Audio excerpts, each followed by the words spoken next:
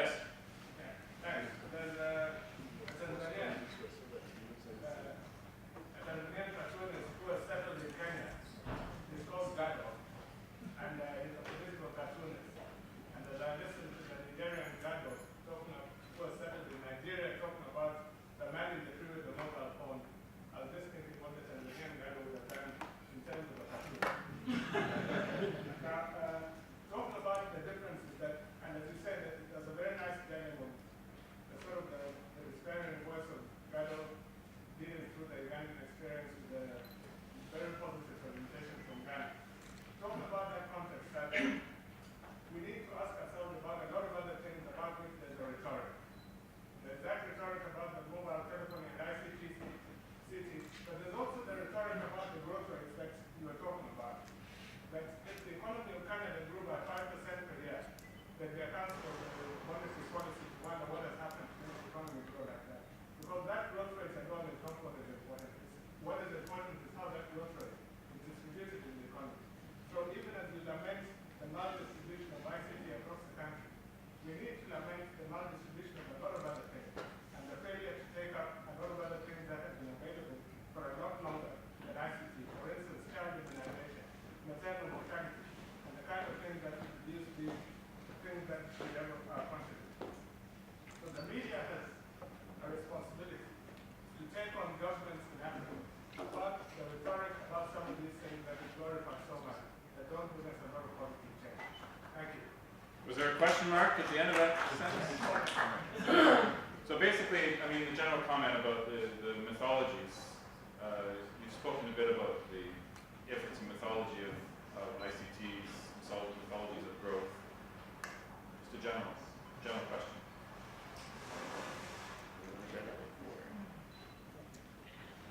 Well, I think a lot of what you said came out of Gado's paper, but I'll attempt a response. It seems to me that what you've heard across the board is the need for some kind of caution about the technology being the sole repository for Africa's, emancipation from the doldrums, if you will. And I think that we're all cognizant of the fact that there are multiple areas that we need to focus on. One, just to pick one, would be education, right? The level of literacy on the continent is still high. And I think, we heard about the growth in the number of children going to school. But if you look at the fact, and you also heard about the fact that Africa has 7 of the fastest growing economies. The reality is also that Africa is the only continent in the world where poverty has increased, right? Africa is the only continent in the world where in the last little while, we haven't seen an upswing. And so I think it's important that we attenuate some of this enthusiastic, discussions with the reality of issues around distribution. Because if this growth is skewed in a way that favors a particular small sliver of society, the impact on the larger society is not going to be as significant.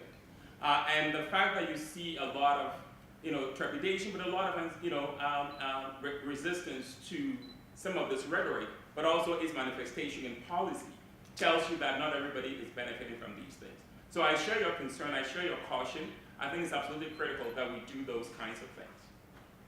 Yeah, it shows only one thing. It's just that even people who like to criticize this rhetoric also risk falling in the same rhetoric sometimes, like you showed it when it comes to me. As for Gado, every time I write Gado on the internet, I always fall on this Kenyan man, a cartoonist, Gado. I don't know. I don't know him, but I already saw a few things.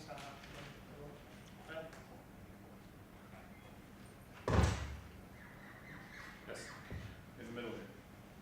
Thank you for your talks. I had first question for Monica. On your slide, you talked about negative points that people talked about when discussing democratization and the mobile phone, and there was something mentioned as owner influence. So could you maybe give some information about that? How do I have to interpret it? Yes. And then a general question to the three of you is deals with the cellular companies, the power of these cellular companies, which has not really been discussed in the three papers. So I think it's fundamental because you cannot use a mobile phone if there's no network coverage. So probably the fundamental power is in the hands of these cellular companies. Even if your friend or your mother in the diaspora is sending you a mobile phone, yet there's no coverage, you can't do anything with it.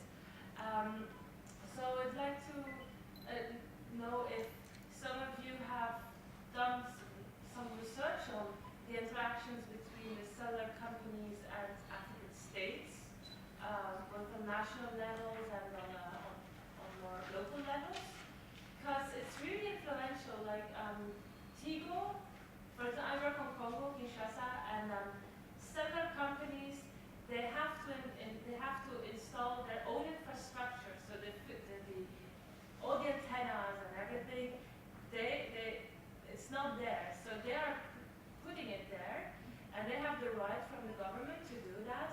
But and the deal they have with the government is that as soon as it's there, it becomes owned by the state, who can do whatever they want with it. So, for example, in 2011, when there were elections, the government imposed that the facilities of sending text messages would be blocked. But then, just before Christmas, the cellular company said, well, we have to open this up again because that's the way we make money, especially with Christmas and New Year. Otherwise, we will lose a lot. And if we don't make that a particular amount of money, we will not be able to pay a particular bench fee that they are obliged to pay to the state. So then they renegotiated with the state, and then they opened up again text messaging facility for capitalist reasons. And I wonder if you have some kind of information on how cellular companies and African states are negotiating what is at stake, what is the discourse that's being used to make sure that all these mobile communications can actually happen. Monica, do you want to take the first one, the one about your presentation first? I'm talking a bit about owner influence. The ownership situation, the ownership of the media, traditional media, let me start with those. Start and stop with this. The ownership of the traditional media is such that the government owns the Uganda Broadcasting Corporation, which on paper is called the public broadcaster, and it actually functions like a state broadcaster. And it has the widest national reach of all stations in the country. It doesn't have the strongest signal in every place, but it has the widest reach, so most Ugandans know about the Uganda Broadcasting Corporation. So government is able to wield some influence, and the farther you go away from the capital city, the more the managers are able to direct people on what to do, who to invite on the shows, and so on. And even in interviews, people have told us there are certain guests who cannot host from the station because it's owned by government. But in addition to that, a lot of the private stations, there are over 200 private radio stations, there are over 200 of them, and some of the television stations are owned by active politicians belonging to one political party or another, but mostly the ruling party. The others are owned by religious organizations and very few business people that are just in there for business. So the influence of ownership is quite powerful. And the general question. General question.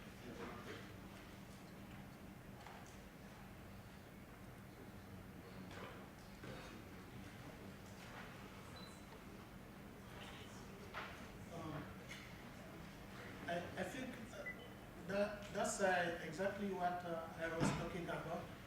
There is only not only inequality inside the countries between people when it comes to the creation of technologies, but also, I mean, who controls actually, for example, not only the technologies, but also the companies and the flow of information, etc. It's also a big dimension of this divide that exists, and which we could call, for example, a global divide between our countries and most developed countries. Most of the companies that we have and which are operating in Africa actually are not African companies, although there are in some cases African interests. For example, in MTN in South Africa, there are African interests, but in some countries, such as Senegal, for example, which seems to be the most francophone developed countries when it comes to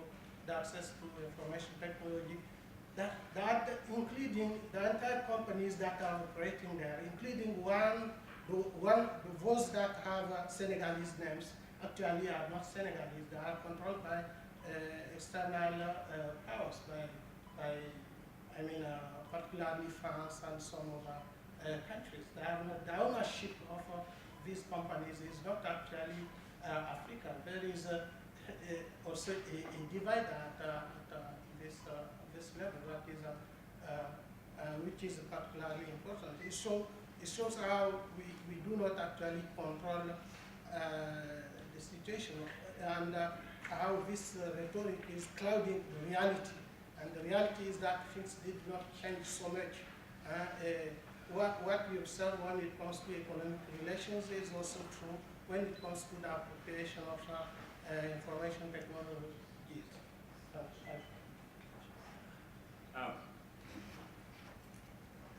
I think the relationship between the state and mobile phone companies is a complex one, right? And I think you also have to look at it in historical context. At the beginning, where a lot of countries were trying to liberalize, the first phone companies that come in had deals that are probably not going to be replicated, now. You had a time when those, decided to expand in a context where fixed lines were not doing the job.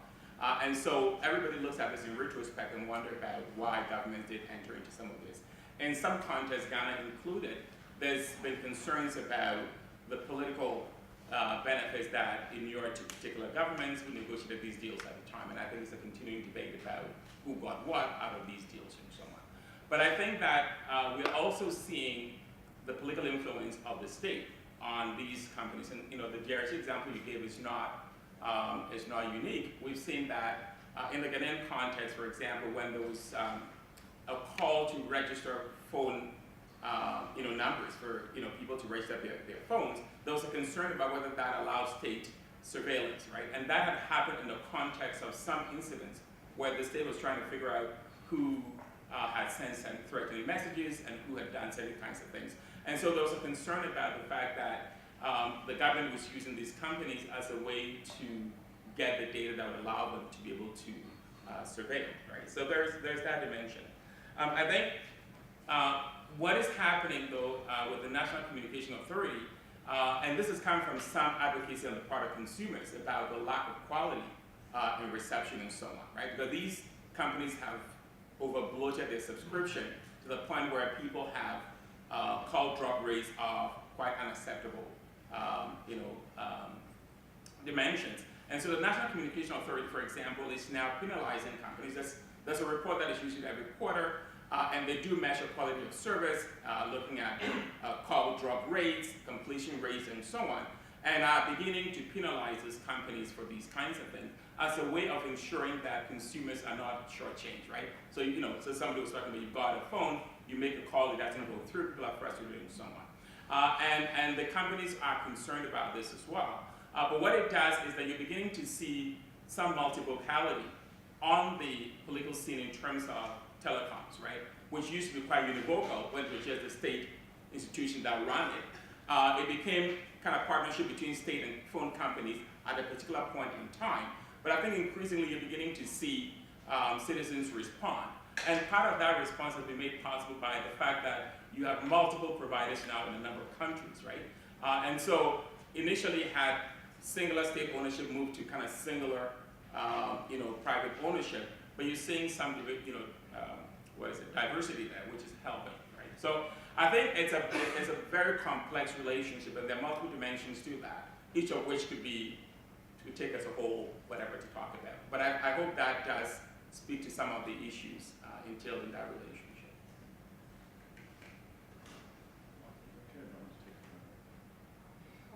Yes, there's one here. Yeah, this dovetails perfectly with what you were just saying. Whilst you were speaking, of course, your focus is on cell phones, but I was more thinking also in terms of not only cell phones, but digital technologies